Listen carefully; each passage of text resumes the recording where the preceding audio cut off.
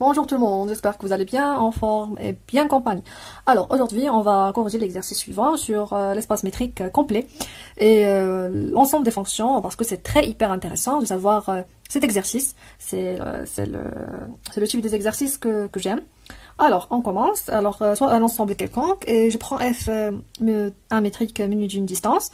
Alors on note f, p, e, f. C'est l'ensemble des applications bornées de E dans F, menu de la distance T infinie, définie par la distance infinie entre deux éléments de P et le sup des valeurs absolues des distances, c'est-à-dire cette distance, elle est dans F, de f de x et de x, parce que ce sont des éléments de F, parce que les applications sont dans F, c'est-à-dire l'espace d'arrivée c'est F.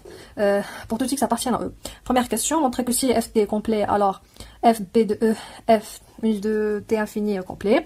Deuxième question, montrer que si E on unit d'une topologie tau, alors c'est P de E f, c'est-à-dire c'est quoi ça? C'est l'ensemble des fonctions continues et bornées de E dans F est enfermé de f p e s. Troisième question, on déduire que si E menu de la distance T est complet, alors l'ensemble des fonctions continues bornées de E dans F menu de la distance infinie est aussi complet. Alors première question, alors qu'est-ce que j'ai première question? Alors j'ai FD est complet. Qu'est-ce que je veux montrer? Alors montrons que l'ensemble des applications dans F menu de la distance infinie est complet. Ou la distance infinie entre deux éléments de cet ensemble, c'est-à-dire deux applications bornées de E dans F, c'est le sup des valeurs absolues de distance de f de x, g de x, pour x appartient à E, c'est la distance ici. Très bien. Alors pour montrer qu'elle est complète, alors celui-là c'est les complets, c'est-à-dire que tout de suite de Cauchy à valeur, tout de suite Cauchy dans F, est convergente vers un élément appartiennant à F. Très bien. On veut montrer que cet ensemble, elle est complet. Alors, pour montrer qu'elle est complet, c'est la même chose, c'est-à-dire tout de suite Cauchy et convergence. Pour montrer que tout de suite Cauchy et convergence, je vais prendre une suite de Cauchy appartient à cet ensemble, une suite de Cauchy, je vais montrer qu'elle est convergente, et elle converge vers un élément qui appartient à cet ensemble, c'est-à-dire converge vers une application bornée de E dans F. Très bien. Alors, on prend une suite de Cauchy. Alors, soit Fn, n peut être égal à 1, une suite de Cauchy, dans l'ensemble des applications de E dans F. C'est-à-dire que, quel que soit n appartienne à n, on a Fn, c'est une application, chaque Fn, c'est une application bornée de E dans F. Très bien. Alors, celle-là, c'est une suite de Cauchy. Alors, ça veut dire quoi? Alors, c'est-à-dire, par définition, c'est-à-dire, pour tout epsilon strictement positif, les termes de un certain rang, les termes de ces suites s'approchent entre eux d'un écart epsilon. C'est-à-dire, quel que soit epsilon strictement positif, il existe n epsilon appartiennent à n, tel que si je dépasse ce n-là, qu'est-ce que je vais avoir? Je vais avoir T infini Fn, Fm, inférieur à epsilon. Ça, c'est ce qu'on a. Très bien. Alors, nous, on veut montrer que cette suite de Cauchy est convergente. C'est ce qu'on va montrer. C'est-à-dire, alors, on veut montrer que, il existe un certain rang tel que T infini, alors, il existe un certain rang, tel que quel que soit n dépasse ce rang-là, M'. Il existe f appartient à fp, une fonction, une application bornée de E dans F, telle que il existe un certain rang, que si je dépasse ce rang, je vais avoir T infini f, tend vers 0, lorsque n tend vers plus infini, c'est-à-dire c'est inférieur à epsilon, petit, ce qu'on veut. C'est ça ce qu'on veut montrer. C'est celui-là. Et on a ça. On a T infini inférieur à epsilon. Très bien. Alors, ici, quel que soit n et m, n strictement supérieur à m. Alors, qu'est-ce que je vais faire? Alors, je vais essayer d'expliciter cette formule, ça veut dire quoi? Alors, soit epsilon strictement positif, celui-là, je vais le prendre. Alors, il existe n epsilon appartient à n, tel que quel que soit m supérieur à n supérieur ou égal à ce rang, j'ai T infini de Fn, Fm inférieur à epsilon.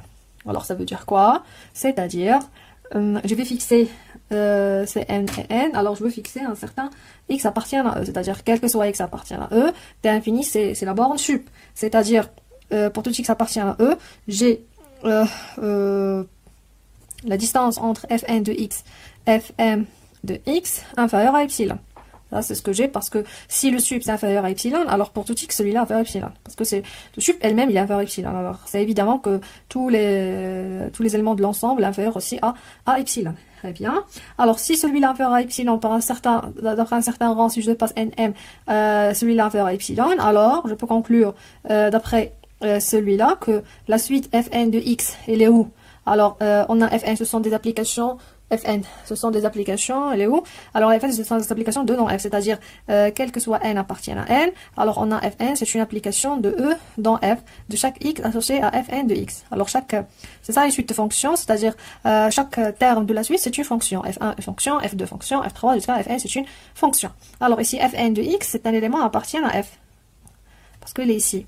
C'est l'image de celui-là. Et puisqu'on a leur distance envers epsilon, c'est-à-dire cette suite-là, elle est de Cauchy dans F. Or, d'après l'hypothèse, on a F est complet. Alors, on peut conclure que Fn de x, comme une suite, il converge vers une certaine f de x qui appartient à f. Très bien. Très bien. Alors, on a trouvé ici f de x appartient à f. Alors, on va revenir à ce qu'on veut montrer. Alors, on veut montrer que t infini fn. Alors, l'existence d'une fonction bornée de E dans f, telle que d'après un certain rang, on a celui-là, c'est tend vers 0. Alors, on a trouvé le f. Alors, il nous reste de montrer qu'elle appartient à fp, c'est-à-dire que c'est une application bornée de E dans f. Et on doit montrer que le t infini fnf tend vers 0. C'est ça ce qu'on veut montrer par rapport à ce f qu'on a trouvé ici. Très bien. Alors, on va commencer par fp. Alors, montrant que, premièrement, que t infini de fn f tend vers 0 lorsque n tend vers plus l'infini, c'est comme une suite. Alors, pour montrer celle-là, alors on va revenir ici. Alors, qu'est-ce qu'on a? On a pour tout epsilon, existe un certain rang, tel que pour tout mn supérieur à n epsilon, on a celle-là. Alors, on va prendre celui-là, on va le poser ici. Alors, on a, quel que soit n, m strictement supérieur à n epsilon, pour tout x appartient à e fixé, alors on a celle-là. Alors, on veut montrer ça. Pour montrer ça, il suffit de montrer que le sup des fn de x attend.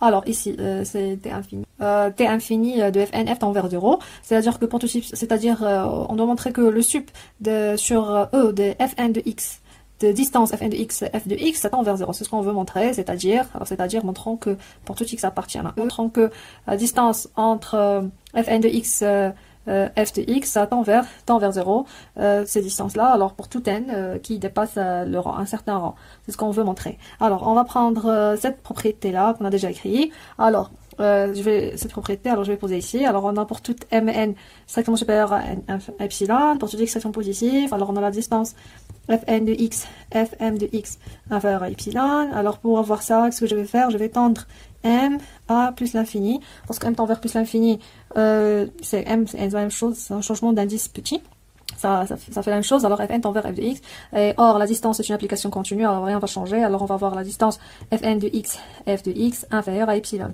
d'où on peut conclure que t infini de fn f aussi inférieur à epsilon, c'est-à-dire que fn comme une suite tend vers f pour la distance infinie.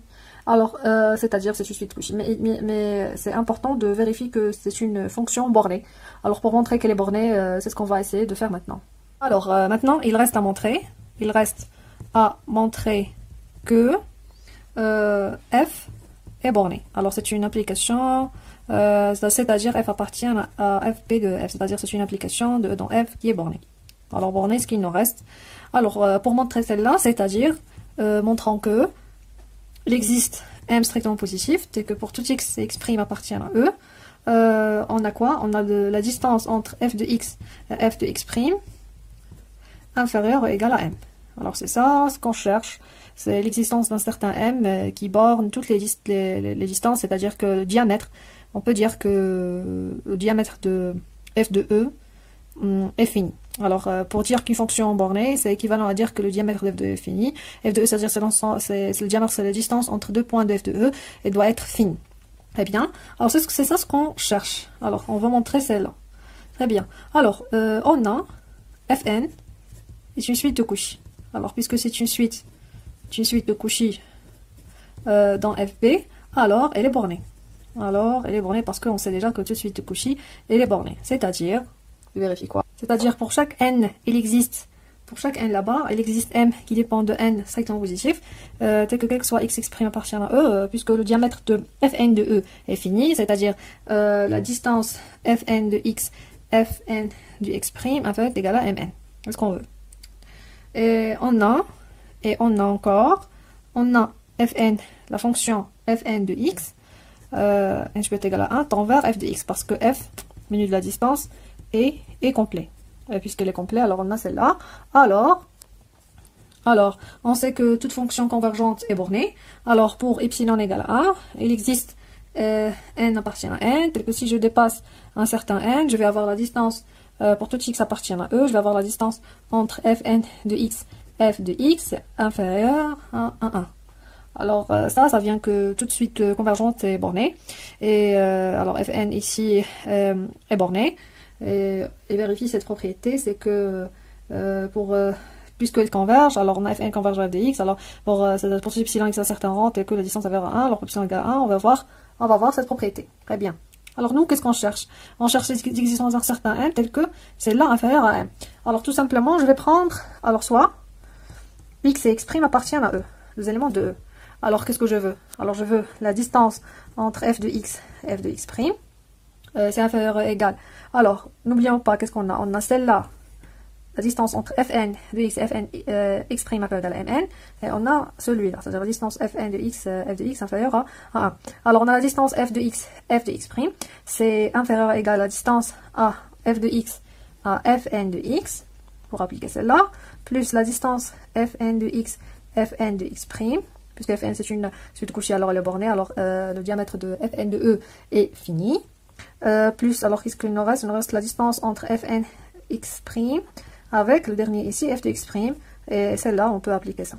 Alors, c'est inférieur ou égal à ça, c'est inférieur à 1, c'est inférieur à 1, c'est inférieur à mn. Alors, c'est 2 plus mn. Alors, on peut conclure que ça, c'est vrai, il existe ça, c'est m, ça, on peut, le grand m qu'on cherche ici, tel que pour tout x s'exprime, alors on a cette distance inférieure à m, alors on peut conclure que elle est bornée.